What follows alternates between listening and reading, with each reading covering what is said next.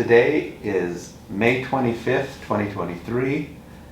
We're at the Tension Envelope Building in Kansas City, Missouri, and we have the great privilege of speaking with the family of the Berkley family. And so we're happy that we have this opportunity. We're going to start with a question about the early migration of your family to America, to the United States. And I'm not sure which one of you would like to speak to this first, but we can ask, what do you think the push and pull factors were taking place in your forebears' home country that brought them to the United States? How did they end up in Pennsylvania? What was happening in Europe at the time that they left? There was some discrimination because of their religion, and they wanted to get to a place where they could practice their religion and where there was less discrimination, meaning that they could get into a business and see that business grow. They came over first to Philadelphia, and in Philadelphia they decided, after having some reverses, that they wanted to go to the frontier.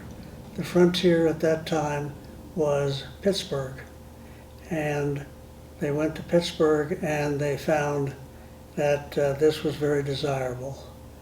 My grandfather, William J. Berkowitz, turned out to be a good salesman, and he sold advertising novelties, pens, pencils, paperweights, etc. He'd make a little money, buy a little real estate. Make a little more money, buy a little more real estate. And then one day he made a very serious mistake. He signed a note for a friend. The friend declared bankruptcy. We like to say my grandfather's middle name was Integrity.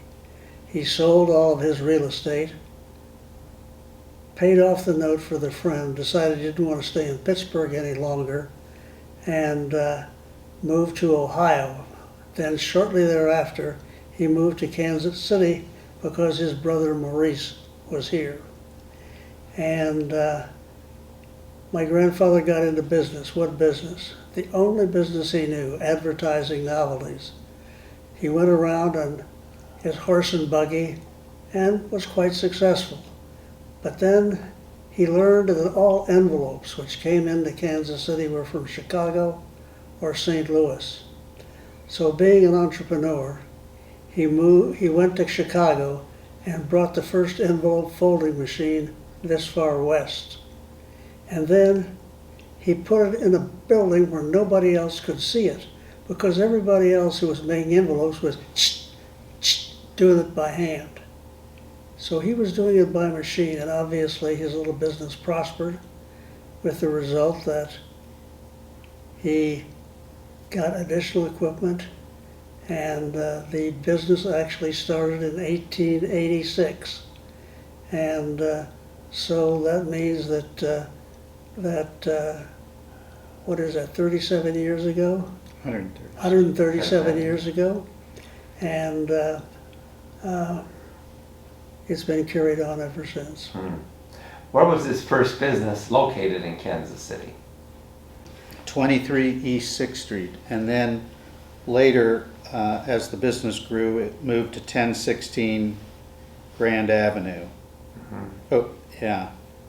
And then they went to 1920 Main Street, and then 1918 Wyandotte, and ultimately at 20th and Tracy. So they moved as they kept growing the business. They kept getting bigger and bigger space, and ultimately ended up in the building we're in now. Yeah. Before we get to the building, because I think that's an interesting history in itself, what do you think was going on, or what was going on in Kansas City that allowed William to have the phenomenal growth that he experienced? What was Kansas City like, at least from family lore, that maybe he or someone else talked about Kansas City? I can talk about it. Uh, the important thing about William J. was that he was an exceptional business person. And he was involved civically in practically every important development that took place in Kansas City at that time, which was quite unusual that a Jewish person would be allowed to do that. And for example, there were 5 separate Jewish charities, and he worked it out so those 5 charities came together under one head, so there was no duplication of efforts which had taken place when there were 5 separate organizations.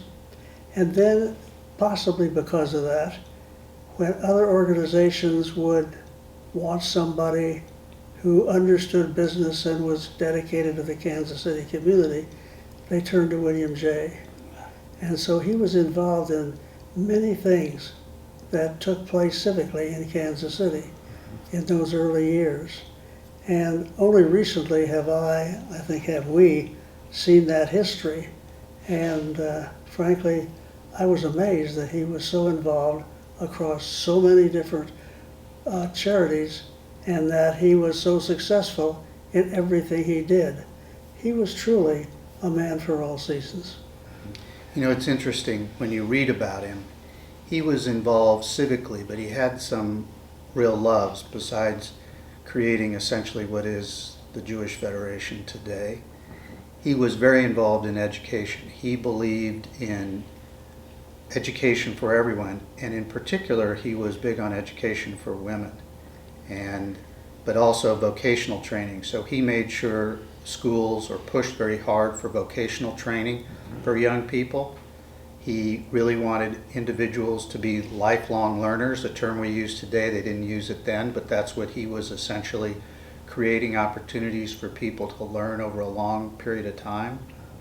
And the fact that he wanted women to be as well educated then was extremely progressive. And he traveled, he did this not only in Kansas City, but he would go up to other cities in Des Moines and Omaha and talk about the importance of establishing these kinds of initiatives that would help people continue to grow and learn. That's wonderful. Yeah. The Jewish congregations that were part of this alliance or group of synagogues or temples, do some of those congregations still exist today? Well, the organizations that he brought together were actually charities, so similar to Jewish Family and Children's Services. So there were 5 distinct entities, and rather than have duplication, he brought them all together so that one organization would raise funds and be able to distribute it to those. There were also synagogues at the time like Temple B'nai Yehuda and others that he was a member of, and his family member was a rabbi there, and those that congregation exists today. So mutual help organizations you were talking about. That's wonderful. So as the business grew and changed various locations, probably bigger each time, what were some of the innovations that members of your family developed as they moved along building the business that it is today? Well, I guess the best way I can explain that is to tell you that Tension has more patents on envelopes and envelope equipment than the entire rest of the industry combined.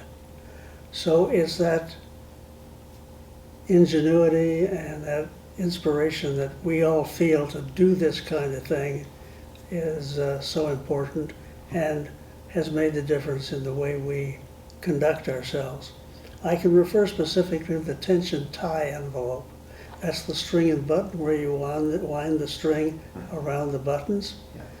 Well, we did not invent that envelope, but we bought a company that did invent that envelope, and Mr. Trenchard was the head of that company.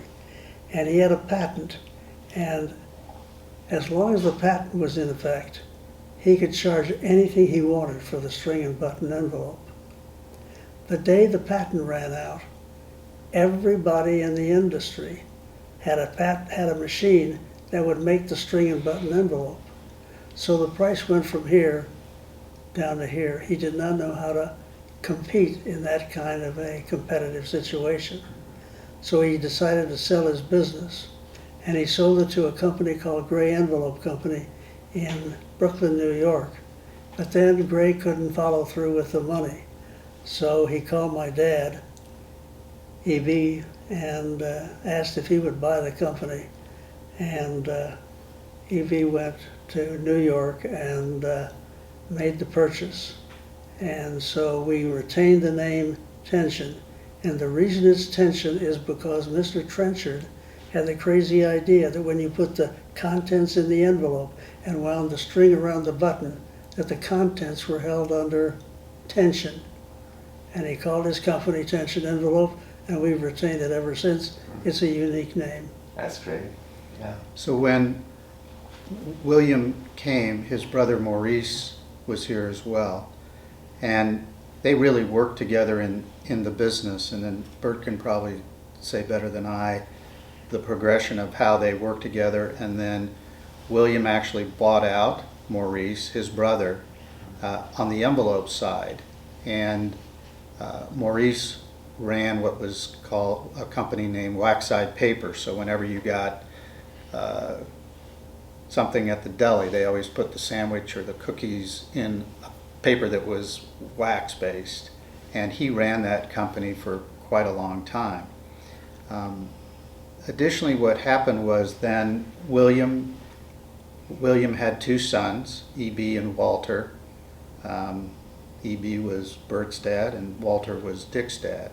And they got involved in the business at a very early age. But in looking at all of our past archives and all the emails and photos, what's really interesting is that they brought this idea that even though an envelope is, a small piece of paper folded and today considered a commodity, that you could do much more with that than just have it be a commodity. And how are we going to distinguish that product and provide value to the customer and have that envelope actually work for the customer?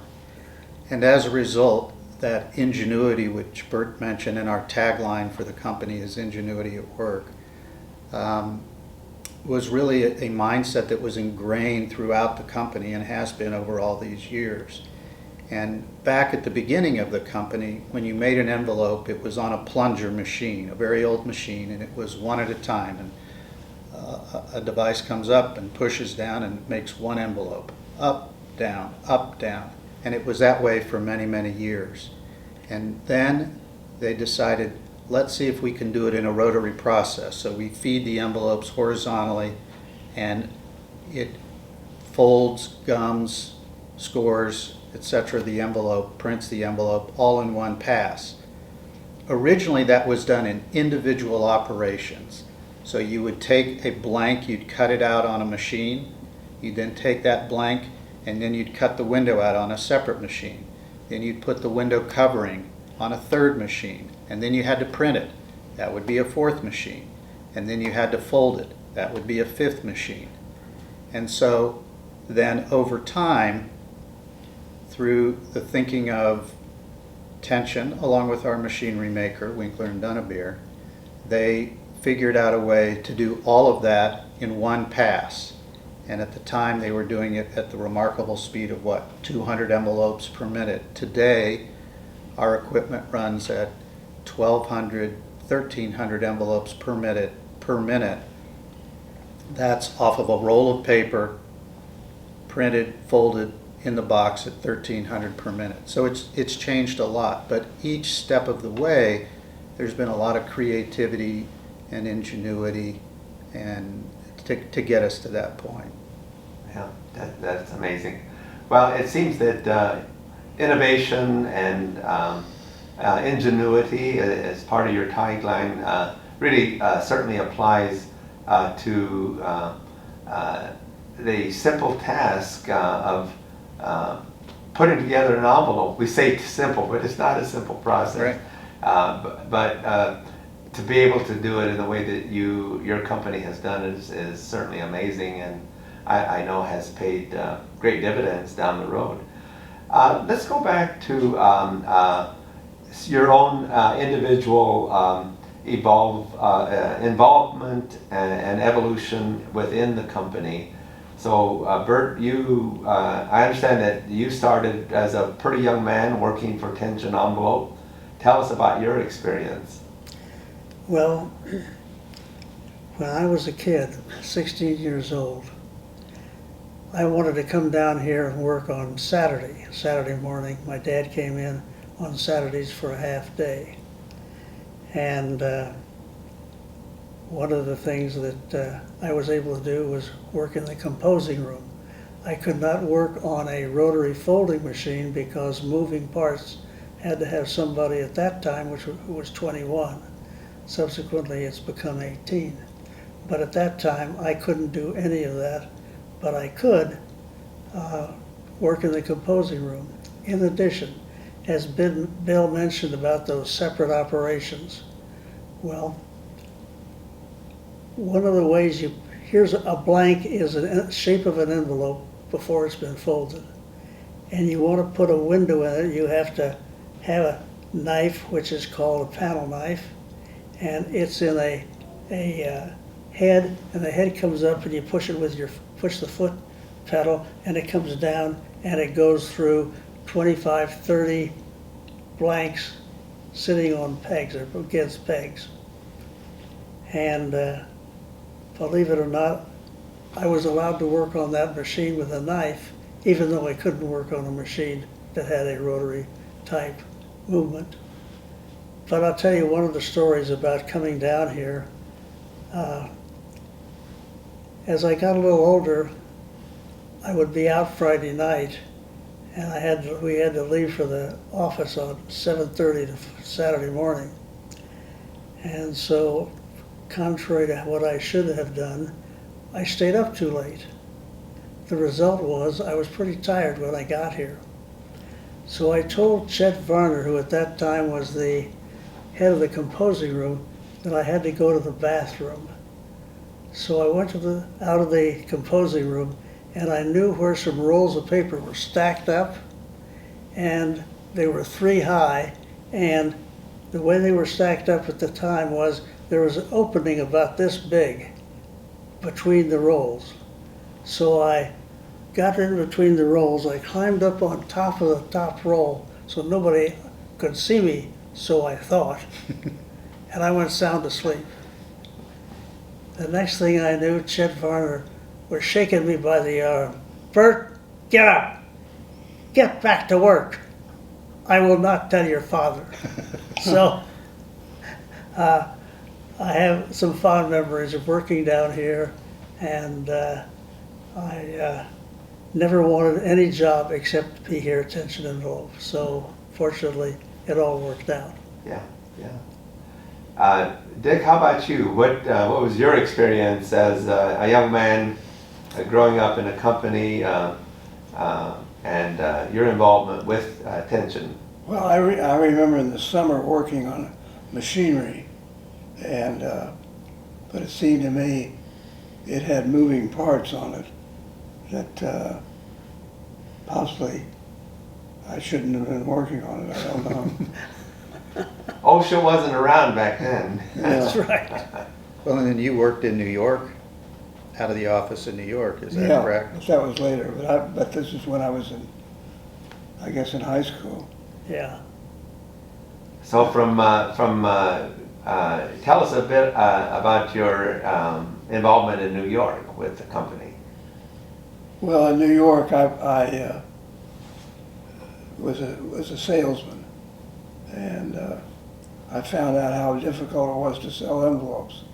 I thought it would be reasonably easy, and it wasn't. And I'd say that was the main part of that experience. Yeah. So did you employ any particular strategy to put your envelopes above the rest, or? Not that I recall, frankly. Okay.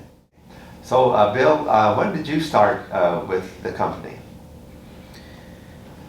Well, I started the first time as a summer intern in college. And so after my junior year in college, I came back and spent the summer really learning the business. I was on the order desk, got to make some sales calls with salespeople.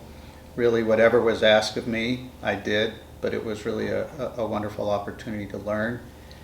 And frankly, to decide if this was something I wanted to do for a longer period of time, for a career. And I thoroughly enjoyed myself. I loved the process of seeing a concept turn into a printed product. And so I went back to school, and then after I graduated from college, I took a year off. I worked with Dick on his mayoral campaign for 8 or 9 months, and then I went back to graduate school and decided spent time as a summer intern at another company in their marketing department, General Mills, and but decided after that if they would have me, that I'd love to come back to Tension. And so I started out really with a pretty broad portfolio, but I spent a lot of time as a sales representative and as a sales manager. Ultimately, I became head of national sales. I was general manager of our operation in Memphis for a year, which was a great experience. And then ultimately got into the job I'm in now. So now you serve as chairman of the board, or No, I'm president. general manager? President and CEO. Yeah. Gotcha. Okay. Gene, could I add one thing Sure. back on, and this is a little bit out of order, but we were talking about the ingenuity and the creativity which our organization brings to the marketplace. And a couple of things. One, not only do we have a greater variety of products, you know, it's difficult to keep coming up with new ideas for envelopes, but opening devices folded differently. We have what's called a send and return, one envelope that you use to send out the billing statement, and that same envelope is used to come back with the payment. You know, we have environmentally sensitive products. That's really important, even though we're paper-based.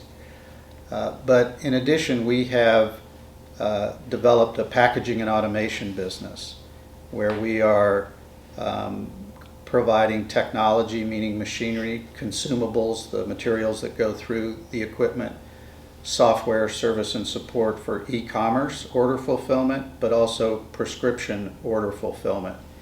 And I bring it up because that same mindset of trying to improve that which is here, that continuous mindset, we as well have already, and only being in the business a relatively short time, have more patents on our products, on our equipment. So that same mindset has carried over from envelope into this other division and has served us really well. And I think it's what excites all of our associates. You know, if it was just, here's a plain white envelope, go see how many you can sell, I don't think there'd be the enthusiasm. And we're fortunate to have just a wonderful group of associates across the country that we work with. And they share that enthusiasm and energy because it's a very creative business. Mm-hmm. What other, you spoke about environmentally friendly products. What have been some of the innovations that have helped sort of preserve the planet, so to speak? Well, we do a couple of things. On the envelope side, as I said, that's just one example, and then we have other products that really reduce the amount of paper that's required to create the envelope. We, in our process, every scrap of paper that is not part of the envelope that's used, we collect that. We put it together in a large bale. We bale it up, and then from there we sell that back, and all of that paper is used to create recycled paper. And envelope paper is a very high quality paper, and so it's very desirable. So we are trying to have what I would describe as a closed loop system where we really try not to waste anything. And on the packaging side of our business, we're trying to further products that are paper-based, that are recyclable, versus plastic, which we'd all like to see a reduction in the amount of plastic that's being used. Great. You talked about being involved with Dick's mayoral campaign.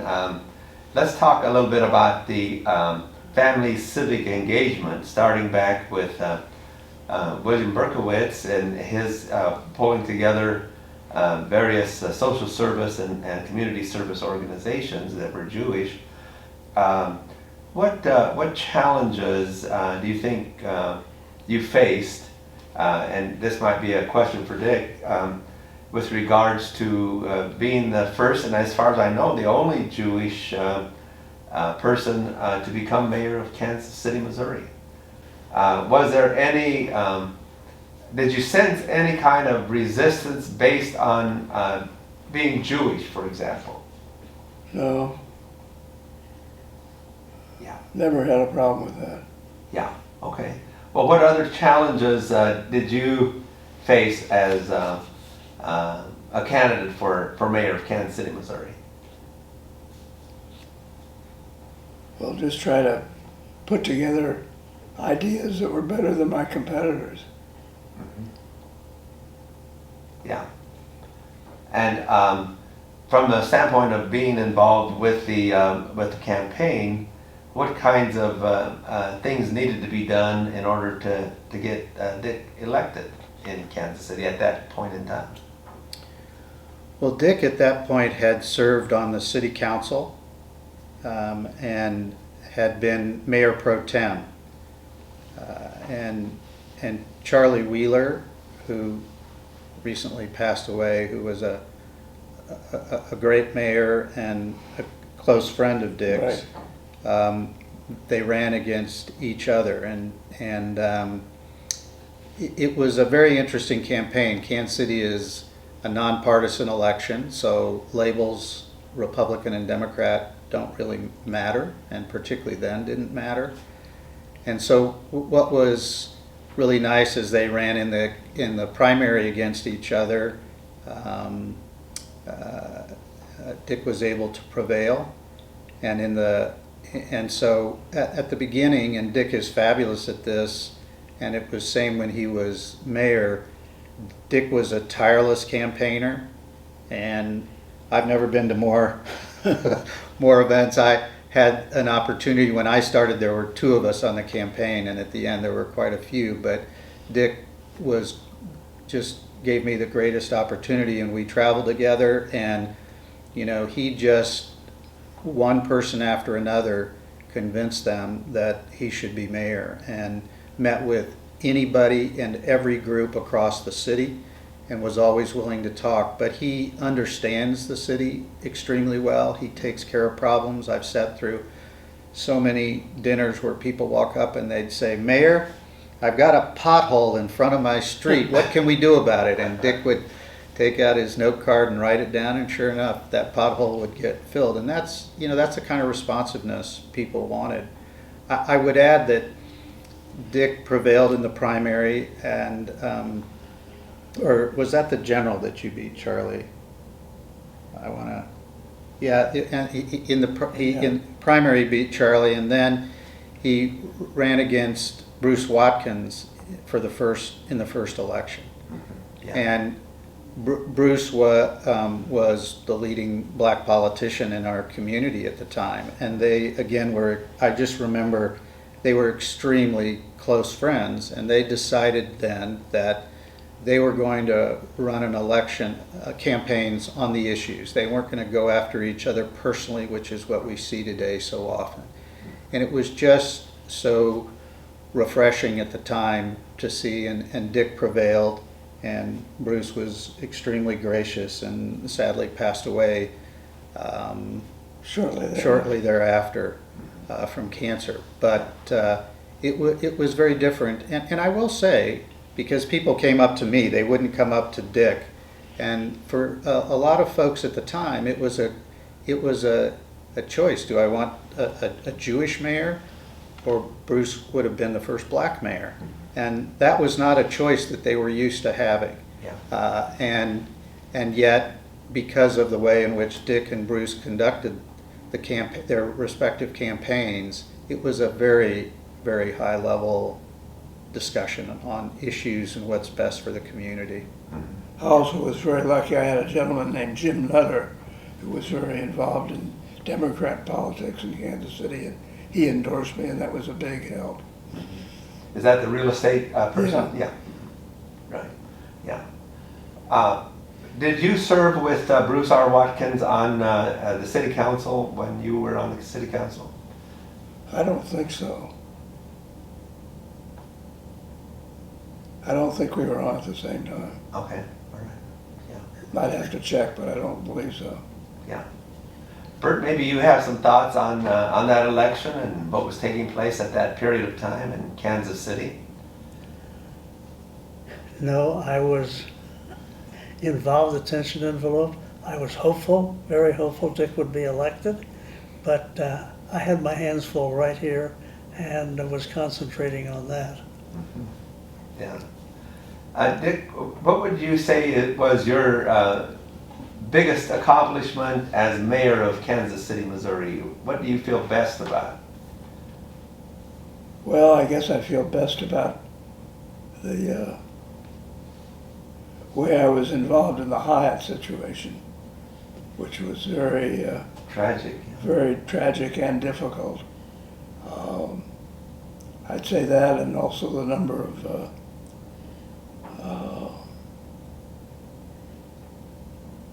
well, I'd say that was probably the main.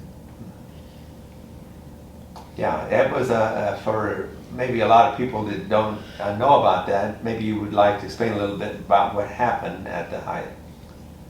Well, it was the worst tragedy of its type in the country, and 117 people were killed, and it was a collapse of the one floor of the Hyatt building. The walkways. What? The walkways. The walkway, yeah. And I'm not sure I know what else to say about it. Yeah, it certainly was a Well, tragedy. the fact that it fell down What? on Yeah. people. Yeah. Yeah. Yeah, I know there was a mariachi group from Topeka that was there playing, and some of the members got killed. You know? Huh. Yeah. And Dick, while he was in office, I mean, he was in office for 12 years. I think the only mayor, maybe Atro Bartle, but other than Bartle, the only mayor to serve 12 years because of So that would be 3 consecutive terms. Yeah. 3 consecutive terms. Wow. And I'm sure if he had wanted to, he could have won a 4th, but that's a long time. But we have to remember, Kansas City is one of the largest landmass cities in the country, 316 roughly square miles. And so when you run for mayor in Kansas City, you're running in a very large geography. And it's a diverse geography from the north to the south, from the east to the west of the city. There's a lot going on, and Dick was tireless all those years being everywhere. But I think the other thing I would say, he might not, but the amount of capital improvements that were really needed at the time to move the city forward, like we're seeing now, so much growth going on, from so many key projects began under Dick, and we were able to move the city forward with those. Wasn't the decision to purchase property somewhere away from the city involved during that period of time with the MCI property being acquired and a new airport built out there where the new terminal is now? Was that taking place during your tenure? Yeah, I'm sure it was. Yeah. I don't know when I don't remember when we bought that property. Yeah, It was around that. right, okay. Well, there's a riverfront park named after you, Yeah, and very fortunate. yeah, and it's a joy to have people go up and down the river in a wonderful space. And is there anything else you would say about your tenure as mayor? No, I don't think so. Okay, all right.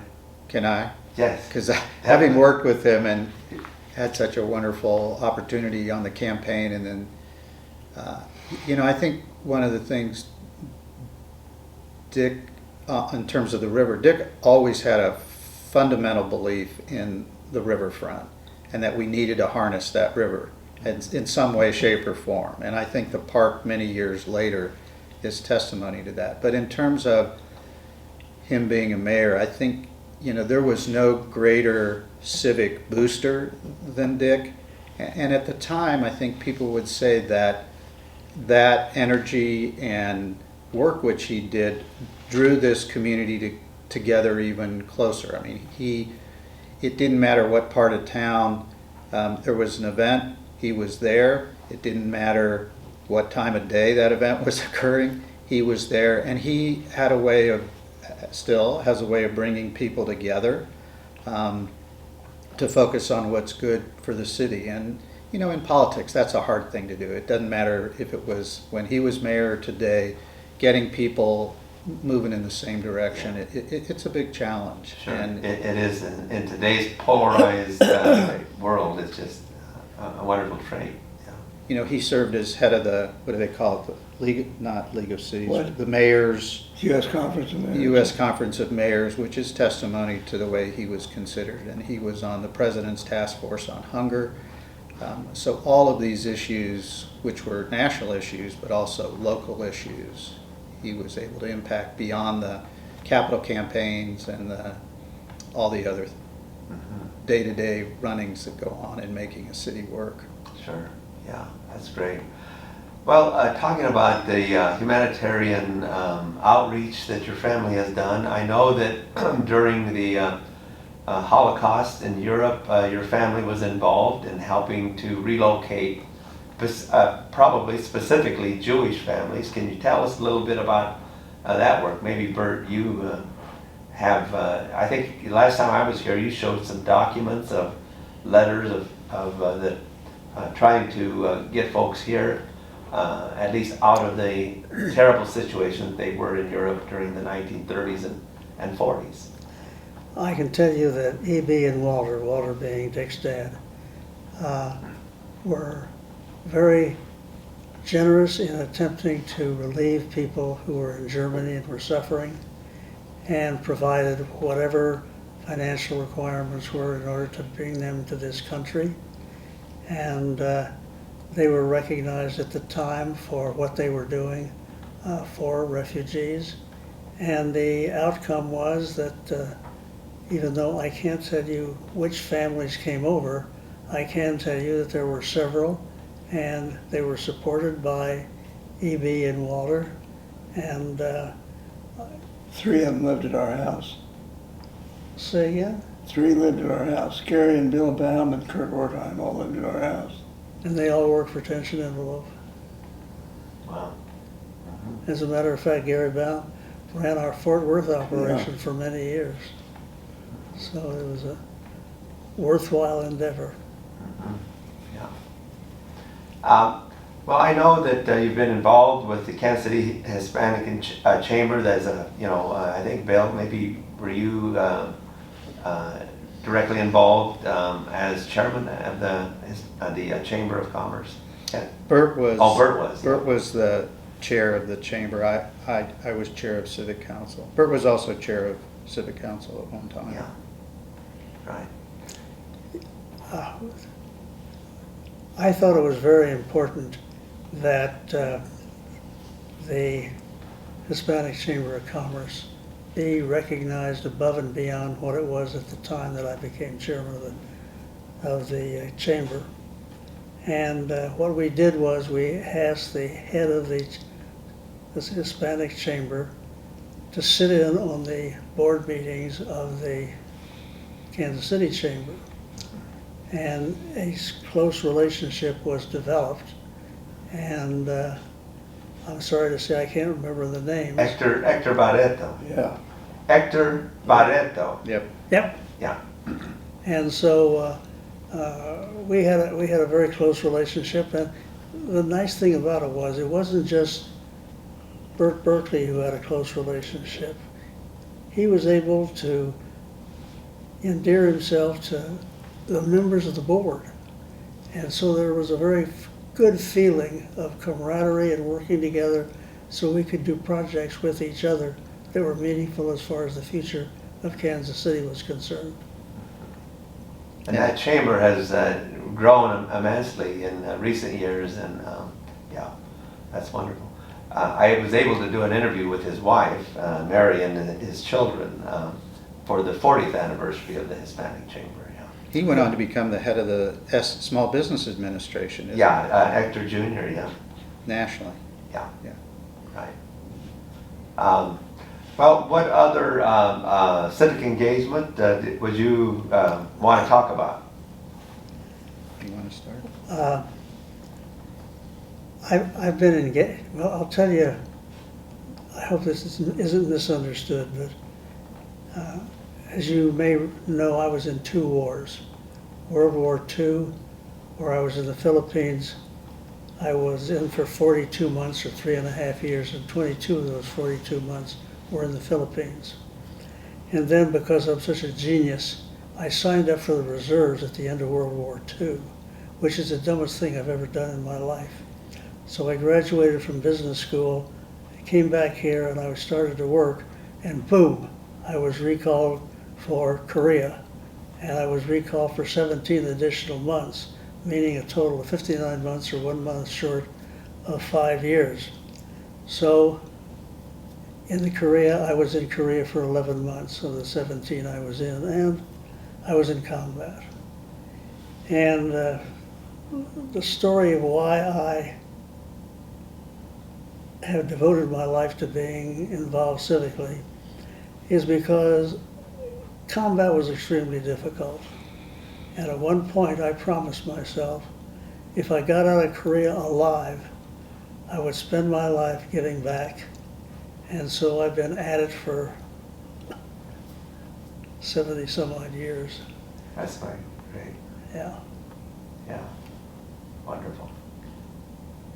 I might just mention that I've got a whole list of things I've done, but the thing I am most proud of is LINC, Local Investment Commission, which has nothing to do with stocks and bonds and everything to do with investing in children and families. And I am told that I founded in 1992, and it's a social services agency.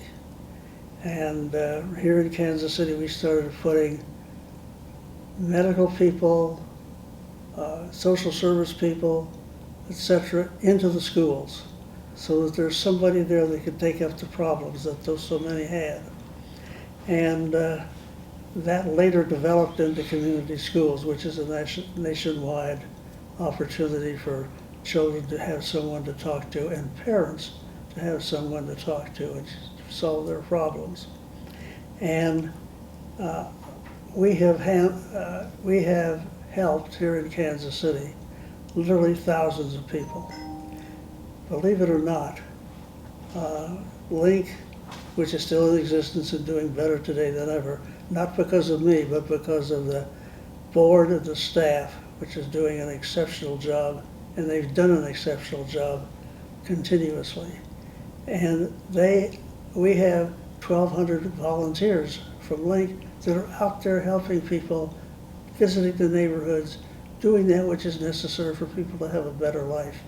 So I am so pleased that this has worked out as it has, and frankly, so far beyond my wildest dreams that I can't take credit for it. That's great. So Bill, you'd like to continue with that theme? Well, I would just comment, we talked about the involvement William had, not just in the business starting it, but also in the community, and that sense of wanting to give back. And that's really, I think, come down over generations. And obviously Dick did a great deal, Bert's done a tremendous amount as well. But both their, Dick's dad, Bert's mom and dad, all did a tremendous amount in the community, and it's just passed through.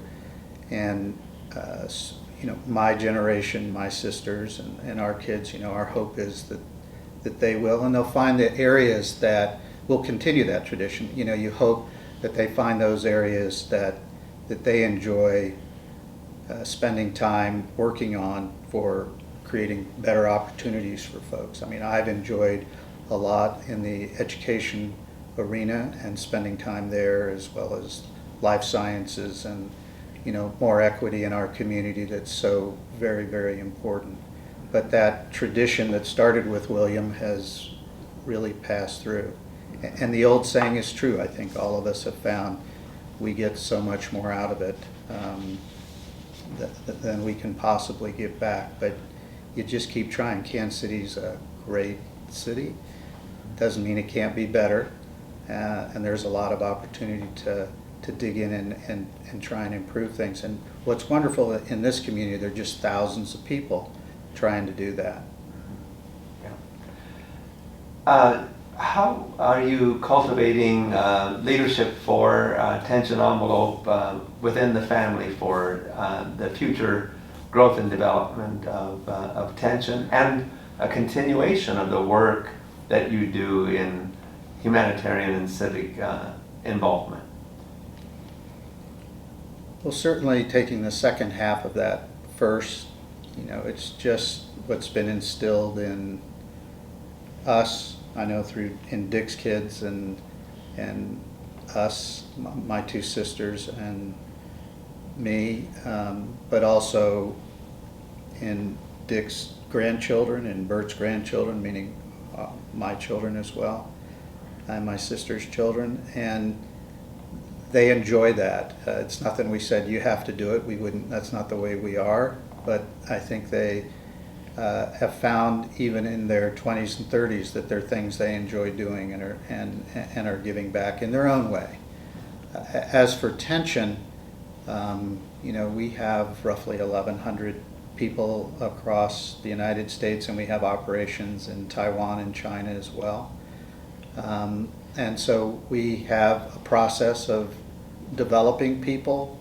We have leadership classes. We give people responsibility, and the whole succession planning that businesses go through, we're involved in every day to bring people along to run the different facilities and move into more and more responsibility as they want to. Within the family, our kids are still relatively young and still in college or just out of college, so they need to chart their own path. Nothing would make us happier than if they wanted to come into the business, but they need to find what makes them happy. I've had a great experience. These guys have had a great experience, but they need to chart their own path, and who knows, maybe it'll end up here.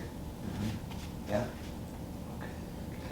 Well, is there anything that I haven't asked that you would like to talk about? Well, this sounds terribly braggadocio, but the Berkley family is one of the only other family besides the Halls who has had 3 people as Kansas Cityans of the Year.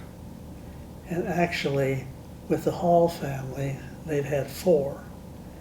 And our families have been close with the Hall family for decades. And we're very proud of what the Halls have done and what they do for this community. And Bill is on their board of directors of the foundation. So in many ways, we're attempting to give back, and we've been fortunate to be recognized for what we've done. You know, one of the things that we've talked about, civic involvement, obviously. Bert has done just such a tremendous amount, as I said earlier, and Dick. But we've also been involved in the industry over time. And Bert has probably the longest involvement of any envelope maker in the industry. But but William J. began essentially the Envelope Industry Association at the time. But over the years, you know, Bert was chairman of the Envelope Association and helped get started what is called the Global Envelope Alliance, an effort to bring together the envelope manufacturers from around the globe to work on common issues of, that impacted mail globally, and that's been a tremendously successful effort.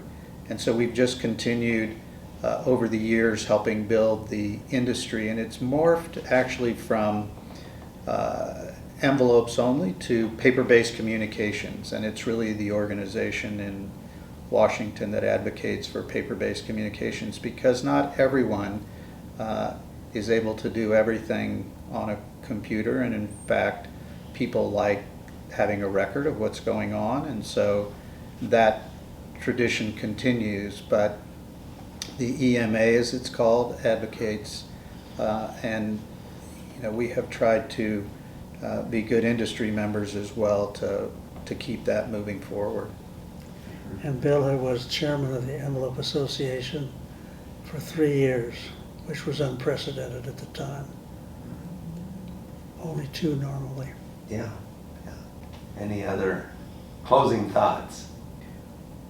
Well, I just would want to underscore again that we're very fortunate in our business to have so many just amazing associates who are really the ones every day who make Tension the organization it is on both the envelope side, the packaging and automation, and as we continue to grow the business. It's because of them that we've been able to be successful and hope to carry on. And it's what makes coming to work a joy, because it's such a great team of individuals that we get to work with. It's really been a pleasure over all these years. That's great. And I'm sure they enjoy your leadership as well. We certainly appreciate this opportunity to get with you and understand more in depth your family history and your motivations for building a great business and helping build Kansas City. Thank you. Thank you. Well, we appreciate your asking us to. Yes, thank you very much. Yeah.